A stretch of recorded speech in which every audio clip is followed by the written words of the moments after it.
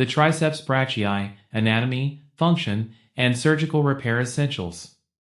The triceps brachii, located at the back of the upper arm, is the primary extensor of the elbow joint, playing a crucial role in stabilizing the arm during pushing and weight-bearing activities. It consists of three heads, long, lateral, and medial, that converge into a single tendon inserting at the olecranon of the ulna. This anatomical structure enables powerful elbow extension and contributes significantly to functional tasks like lifting, pushing, and overhead activities.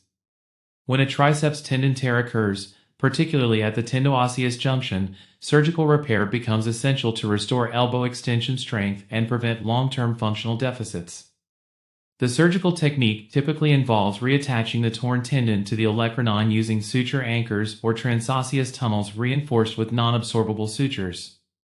Postoperative rehabilitation, including progressive range of motion exercises and gradual strengthening, is crucial for optimal recovery.